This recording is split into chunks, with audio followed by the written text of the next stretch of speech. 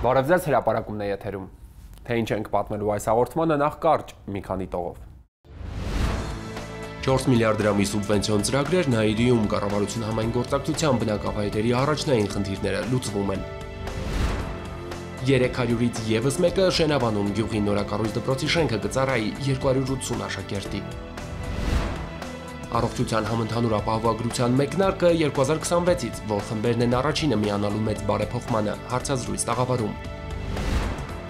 Եվ ջրային ռեսուրսների ճիշտ գրագետ կառավարումը առաջնահերթություն, հանրային ներդրումների կոմիտեն հաստատել է ջրամբարաշինական խոշոր նախագծեր։ 5 նոր ջրամբար Հայաստանի 5 մարզում կառավարության ղեկավարի գլխավորությամբ անցկացված հանրային ներդրումային կոմիտեի 7-րդ նիստին նախագծերը հաստատվել են մտել գործնական փուլ։ Այնտեղ որտեղ հնարավոր է ջուր ամբարել, պետք է ջուրը ամբարել, որովհետև մենք չգիտենք 10 տարի հետո ջրի գինը ինչ ալնելու եւ ջրի նշանակություն, չնայած գիտենք, վստահ գիտենք, որ աճելու է, չի նվազելու, տարբերակ չկա։ Ջրամբարաշինական այս լայնածավալ նախագծերը կիրականացվեն Արմավիրում, Վայոց ձորում, Գեղարքունիքում, Սյունիքում, Շիրակում, շինարարության ընդհանուր ծավալը կկազմի ավելի քան 40 միլիարդ դրամ։ Արդյունքում 18 միլիոն խորանարդ մետր ջուր կկուտակվի։ Նախագծերը մշակված են քաղաքաշինական նորմերին համապատասխան, քաղաքաշինական եւ բնապահպանական նորմերով սահմանված բոլոր փորձակնություններն ունենք դրական եզրակացություն Երփինի եւ Քասախի ջրամբարների համար։ Խոսքը վերաբերում է տեխնիկական պարզ փորձակնություններին, բնապահպանական փորձակնությանը եւ համալիր փորձակնությանը։ Իսկ մյուս 3 ջրամբարների դեպքում առաջի 2 փորձակնություններն ունենք եւ ներկայումս ընթանում է համալիր փորձակնության փուլը։ Լուրջ ներդրումներ ու աշխատանք պահանջող ծրագրերը կյանքի կոչելու դեպքում 6175 հեկտար հողատարածքի ոռոգումը կդառնա ավելի կայուն, արդյունավետ։ Այս տարիների ընթացքում անմշակ մնացած 1696 հեկտար ևս կդառնա ոռոգելի։ Կուտակված ջուրը 40 բնակավայրի հողի մշակներին կհասնի։ Ծրագիրը ուղղակի ու անուղղակի կբարելավի 700,000 մարդու կյանք, բայց քաղաքացիներն ու ջուրը կառավարողներն էլ պետք է փոփոխություններին պատրաստ լինեն։ Եթե մենք ասենք ջրամբարներ կառուցենք եւ մեր ոռոգման կուլտուրան լինի այնպեսի, ինչպեսի մենք չենք հասցնի ուղղակի այդքան ջրամբար կառուցել։ Սրա էֆեկտը երկու բան է, որ նախ հնդածս նաեւ մեր գյուղատնտեսական տեխնոլոգիաները պետք է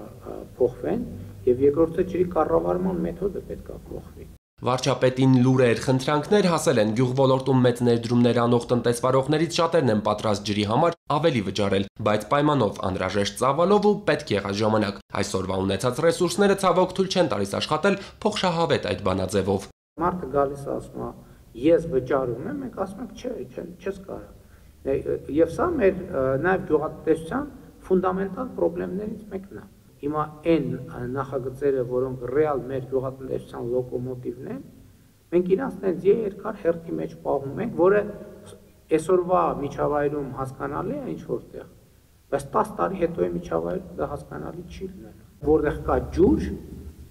վստահ եմ դրա շուրջ որևէ տնտեսական գործունեություն կծավալվի։ Երկարաժամկետ կտրվածքով ներդրումները կարդարացվեն ոչ միայն գյուղատնտեսության ցուցանիշների աճով, այլև լուրջ միջոցներ կտնտեսվեն։ Ջրամբարների կառուցումից հետո այսօր շատ մեխանիկական ոռոգվող հողատարածքներ կանցնեն ինքնահոսի, էլեկտրաէներգիայի տարեկան խնայողությունը կկազմի ժամում 3.8 միլիոն կիլովատ։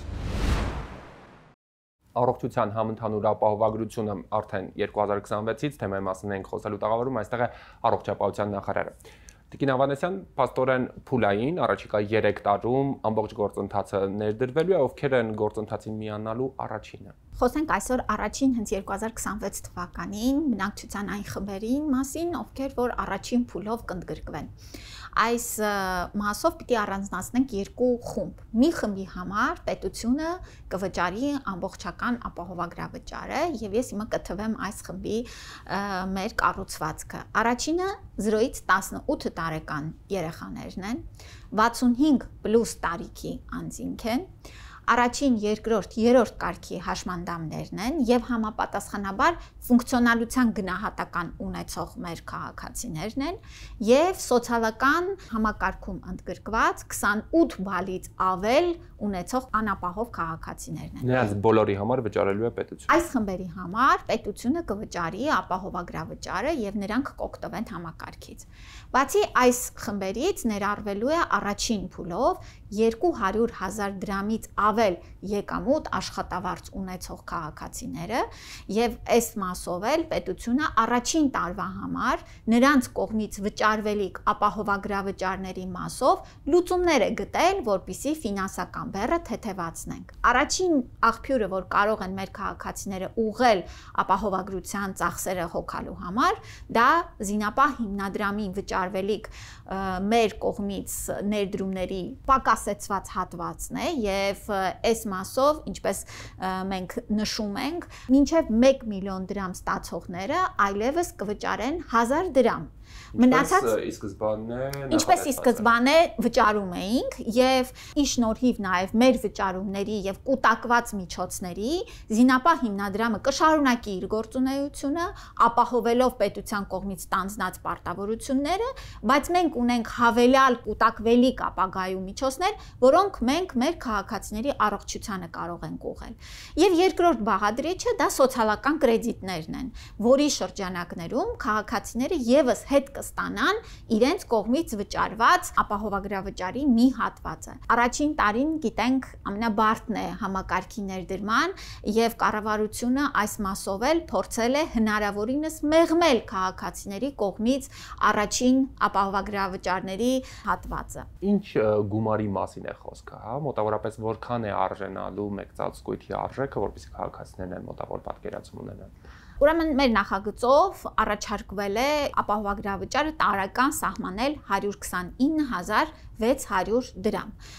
եւ այս փաթեթը այս արժեքի շրջանակներում տարեկան նույնական է լինելու բոլորի համար։ Սա չի նշանակում, որ մեր ապահովագրության փաթեթը փոխհատուցելու է մինչև 129,600 դրամը։ Սա ապահովագրավճարն է տարվա համար, բայց այն ծառայությունները, որ մեր քաղաքացիները ստանալու են ըստ պահանջի եւ ըստ ցուցումների, վստահաբար շատ ավելի մեծ փոխհատուցման շրջանակ են ապահովելու։ Ինչ ծածկույթ է ապահովելու։ Ապահովագրության բազային փաթեթը ուղղված է լինելու մեր երկրի բնակչության, հիվանդացության եւ իհարկե մահացության առաջին ռիսկերը կառավարելուն։ Եվ իրենից ներառելու է թե առաջնային օղակում, դա կլինի ամբուլատոր հետազոտություններ, ընտանեկան բժշկի խորհրդատվություն, նեղ մասնագետի տարեկան որոշակի սահմանափակումներով այցեր, լաբորատոր հետազոտություններ եւս էլի տարեկան սահմանաչափերով։ Հաջորդիվ հիվանդանոցային բուժօգնություն, դա կլինեն թե անհետաձգելի բուժօգնությունը, թե պլանային վիրահատությունները, բոլոր ծառայությունների ցանկը շատ հստակ հրապարակելու ենք, որ մեր քաղաքացիներն էլ իրազեկված լինեն։ Ի վերջո, ինչ է փակում ապահովագրությունը իրենց համար։ Նշեմ խոշոր խմբեր, որ ըստ էության ապահովագրությունը այս պահին չի փակելու։ Դա ատամնաբուժական ծառայությունների շատ մեծ հատված է եւ սա է մեր, գիտեք, մոտեցումը։ Մենք խոստանում ենք այնքան, ինչքան մեր երկիրը այս պահին հնարավորություն ունի ապահովելու եւ առաջիկայում այս բազային փաթեթը իհարկե ընդլայնվելու ուղղությամբ կգնա։ Գիտեք ամենակարևորը ինչն է, որ չենք ունենալու իրավիճակ, երբ որ մարդը օրինակ կոտրվածքով ընկնի հիվանդանոց եւ կարիքը լինի մետաղական կոնստրուկցիաներով վիրահատություն եւ այդ պահին նա պետք է վճարի, չգիտեմ, միլիոնից ավել գումար կամ ստենտավորման հետ կապված, որ մարդը այդ պահին կարիք է ունենում ստենտավորման եւ նա չի կարողանում օգտվել ծառայությունից, որովհետեւ մենք գիտեք մեր միջին վիճակագրական քաղաքացու համար շատ ծանր է միլիոնից ավել գումար վճարել կոնկրետ վիրահատության համար։ Սա է լինելու բեռը թեթևացնել առաջին հերթին այն ծառայությունների մասով, որոնք կյանք փրկող են, որոնք որ մեզ ուրեմն ապահովում են հաշմանդամությունից եւ առաջնակի կարիքներն են, բայց հնարավորություն տալով, որ մասնավոր ապահովագրական ընկերությունների շնորհիվ նաև գրպանից վճարելու, արդեն սեփական միջոցներից վճարելու հավելյալ հատվածով մենք ամբողջական առողջապահական ծառայությունները հասանելի լինեն։ Թյուրին բռնումը գուցե քաղաքացիների շրջանում այն է, որ պետությունը այսպես թե այնպես որոշակի ծառայությունների դիմաց պետպատվերով ծառայություններ մատուցվում էին, ինչով է ավելի լավ ապահովագրությունը ու արդյոք այսպիսով պետությունը այսպես նախկինում հատկացվող պետական այդ վճարները չի տնտեսում, այսպես ասած։ մենք պետական պատվերի ծրագրերը ժամանակի ընթացքում անընդհատ ավելացրել ենք եւ շահառուների խումբ ենք ավելացրել, ծառայություններ ենք ավելացրել, բայց ըստ էության պետական պատվերի համակարգը հատվածական է եւ շատ անգամ այն ուրեմն տարիների փոփոխությունների արդյունքում աղճատված է։ Սա է եղել մեր մտահղացումը, որ ոչ թե ուղղակի եւս ծառայություններ ավելացնենք կամ շահառուների խումբ ավելացնենք, այլ մեկ անգամ կատարենք այդ աշխատանքը գնահատելու հիվանդացության մեր եւ մահացության պատճառ հանդիսացող հիվանդությունների ամբողջական շրջանակը, դրանից առանձնացնենք առաջին կարևոր ծառայությունները եւ այդ ծառայությունները տրամադրենք ոչ թե մի կտորը պետպատվերով կար, բայց ինչ որ հետազոտություններ դուրս էր մնում եւ այլն, այսինքն այդ ծառայությունը ամբողջական դիտարկենք։ Բացի դրանից, իհարկե վերանայվել են գները ծառայությունների եւ մենք վերջին տարիներին իհարկե առանձին ծառայություններով գնի վերահաշվարկ արել ենք, բայց հասկանում ենք որոշ ծառայություններով այսպես մտահոգություն։ Այո, որոշ ծառայությունների մասով 10 տարի առաջվա գնանշումը այլևս չի համապատասխանում այսօրվա իրականությանը։ Ես մի օրինակ բերեմ, ինտենսիվ թերապիայի բաժանմունքի 1 օրվա արժեքը, ինչը որ մենք վճարում էինք նախորդիվ եւ հիմա պիտի փոխենք, շատ էական տարբերություն է լինելու։ Կույրաղիքի վիրահատությունը, պարզ վիրահատություն է, որը շատ պահանջարկ ունեցող վիրահատություն է, գրեթե 2-3 անգամ ավելանալու է այս վիրահատության արժեքը, բայց միայն արժեքը չի վերանայվել, այլ ամբողջական կույրաղիքի վիրահատության շրջանակն է կարգավորվել, թե ինչ ենք հասկանում այս ծառայության տակ եւ ինչ ստանդարտի ծառայություն պետք է մատուցվի, որպեսզի մենք ապահովագրության շրջանակներում փոխհատուցենք դեպքը։ Այս բոլոր փոփոխություններն են, որը ըստ էության ապահովագրության մաս են կազմում եւ էականորեն տարբեր են պետպատվերի շրջանակից եւ էությունից։ Առողջապահական ծառայություններ մատուցողները ու ապահովագրական ընկերությունները պատրաստ են։ Գիտեք, առողջապահական կազմակերպությունները նաև պատրաստվում են, զարգանում են, ներդրումներ են անում, երբ որ ծառայությունները նրանցից ապահովագրական փաթեթի շրջանակներում կամ պետպատվերի շրջանակներում իրականացվում են գնումները։ Մենք չենք կարող զարգացում ունենալ, եթե ֆինանսական հոսքերը ճիշտ չուղղորդվեն։ Եվ բացի դրանից պետությունը նաև կապիտալ ծախսեր է իրականացնում մարզային բժշկական կենտրոնների վերակառուցման եւ համալրման Երևանում, պետական բժշկական կենտրոններում ահռելի է փոխվել մեր առողջապահական համակարգի դեմքը։ Եվ այստեղ ես պիտի ուրախությամբ նշեմ, որ մասնավոր հատվածը եւս շատ մեծ ներդրումներ է իրականացնում, թե արդիականացնելու եղած կարողությունները, թե նաև նոր կարողություններ ստեղծելու առումով եւ նաև այս 3 տարվա ընթացքն ենք մենք սահմանում, որպիսի աստիճանական համընթաց դիմելիությանը մենք նաև համակարգը պատրաստելով առաջ գնանք։ Շնորհակալ եմ շատ հարցազրույցի համար։ Ես էլ 4 միլիարդ դրամի սուբվենցիոն ծրագրեր Նաիրիում, քանի դեռ եղանակը թույլ է տալիս, ենթակառուցվածքների բարելավման շինարարական աշխատանքներ ընթանում են բոլոր հասցեներում։ Մաշված, քայքայված խմելու ջրագծերի, կոյուղու փոխարինում, ոռոգման ցանցին լայնում, ասֆալտապատում։ 7 գյուղական ու 1 քաղաքային բնակավայր միավորող խոշորացված Նաիրիում կուտակված խնդիրները շատ էին, զգալի մասն արդեն լուծել են։ Կառավարություն համայնք գործակցության սուբվենցիոն գործիքը հարմար է եւ թույլ է տալիս անդրադառնալ բոլորին էլ հերթով։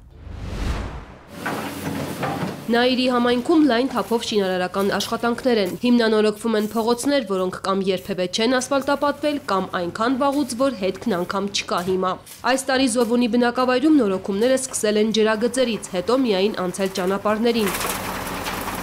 Որոշ տեղերում ենթակառուցվածքների փոխարինման աշխատանքներից զատ ստիպված են լինում նաև նախագծային փոփոխություններ անել, իրարից հեռացնել կոյուղու ցանցն ու ջրագծերը։ 5 կոյուղատարի եւ ներկա նոր ջրագծի կառուցման աշխատանքների ժամանակ նախատեսված խողովակաշարը անցնում էր կոյուղու դիտահորի անմիջապես կողքով, որը որ թույլատրելի չէր եւ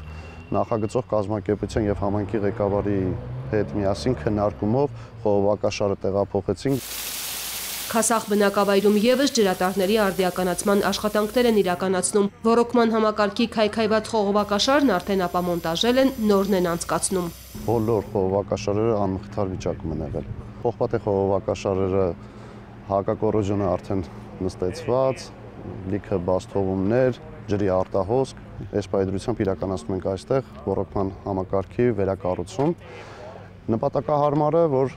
առնվազն 50 տարի եւ ավել պոլիէթիլենային խողովակը կաշխատի։ Զուգահեռ հիմնանորոգվում են բնակավայրի փողոցները, առաջնահերթ ընտրվում են կենտրոնական ճանապարհները, որոնք ավելի վատ վիճակում են, տասնյակ տարիներով քարուքան փողոցներն անճանաչելիորեն փոխվում են ամիսներ անց, քասախում զգալի մասն արդեն նորոգել, ասֆալտապատել են։ Այսօր արդեն գյուղական բնակավայրերում տեղադրվում է մոտավորապես 35 սանտիմետր հողային պաստառ, դրվում է ավազը 10-15 խիճը եւ դրանից հետո 10 սանտի ասֆալտ, այսինքն 35 սանտիմետր շերտադրում, որը լիովին բավարար է, որպեսզի գյուղական բնակավայրերում այդ հարթությամբ շերտը աշխատի շատ երկար տարիներ։ 2025 թվականին Նայիրի համայնքը ունի շուրջ 4 միլիարդի սուբվենցիոն ծրագիր հաստատված, որը այս պահին գտնվում է ակտիվ շինարարական փուլում։ Այս պահին Նայիրի համայնքում իրականացվում է խմելու ջրագծերի, ոռոգման ցանցի, կոյուղու,